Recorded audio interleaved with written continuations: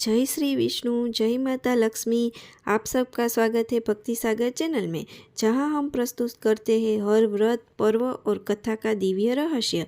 आज हम सुनेंगे आंवला नवमी की संपूर्ण पौराणिक कथा, जिसे सुनने मात्र से पापों का नाश और पुण्य का लाभ होता है।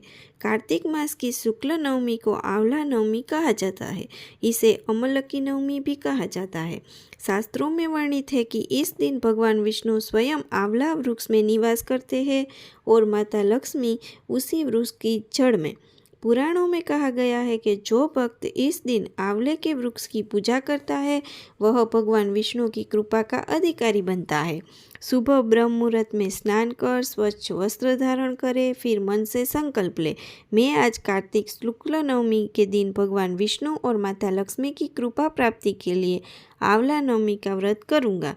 फिर पूजा सामग्री तैयार करें। उसमें आंवले वृक्ष का शाखा, फूल, दीपक, धूप, चावल, हल्दी, जल, दूध, नैवेद्य, फल और तुलसी पत्र।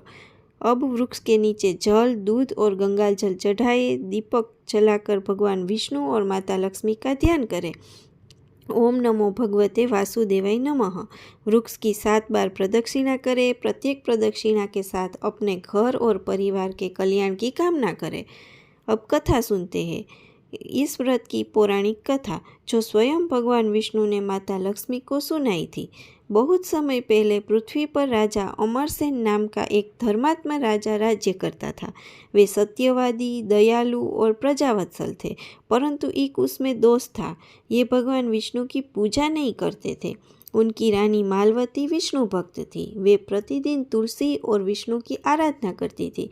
एक दिन रानी ने राजा से कहा, स्वामी, आप इतने पुण्यशाली हैं, फिर भी विष्णु भक्ति से क्यों दूर है?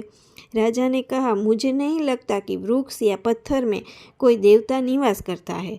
रानी ने कहा, आप एक बार आंवला नवमी का व्रत करें, आपके मन का भ्रम दूर हो जाएगा। राजा ने कहा, यदि ऐसा है तो मैं इस व्रत को करूँगा।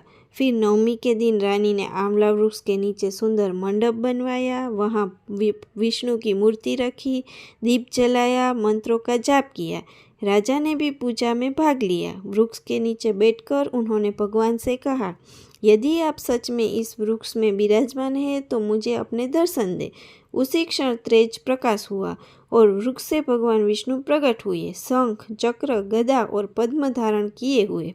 भगवान ने कहा, राजन, यह वृक्ष मेरा ही स्वरूप है। जो व्यक्ति श्रद्धा से इसकी पूजा करता है, उसे विष्णु लोक की प्राप्ति होती है। राजा ने अपने अपराध के लिए क्षमा मांगी और तब से प्रतिवर्ष इस दिन आंवला नवमी का व्रत करने लगा। उनके राज्य में सुख, शांति और समृद्धि फैल गई। शास्त्रों में कहा गया है कि जो मनुष्य इस दिन आंवले का सेवन करता है, उसे रोग नहीं सताता और उसका शरीर सदा निरोगी रहता है। आंवला वृक्ष में सत्य युग की प्रधानता होती है। यह विष्णु का प्रतीक और आयु, आरोग्य तथा धन का दाता है। पूजा के बाद ब्राह्मणों को भोजन कराए और दक्षिणा दे। फिर स्वयं आंवले से बने व्यंजन ग्रहण करें, जैसे आंवला चटनी, मुरब्बा, रस या सब्जी। अब भगवान विष्णु और माता लक्ष्मी की आरती करें। ओम जय लक्ष्मी माता या जय जगदीश हरे दीपक जलाए, प्रसाद वितरित करे और सभी को शुभकामनाएं दे। जो भक्त सच्चे मन से आंवला नवमी का व्रत करता है, उसके घर में लक्ष्मी नारायण सदा निवास करते हैं। उनके सभी कष्ट मिट जाते हैं और जीवन में सुख समृद्धि आती है। ओम नमो नारायण। जय श्री लक्ष्मी नारायण। अगर आपको यह कथा पसंद आई हो तो भक्ति सागर चैनल को लाइक, शेयर और सब्सक्राइब करें। हर व्रत, हर पर्व और हर कथा का दिव्य रहस्य सिर्फ भक्ति सागर पर।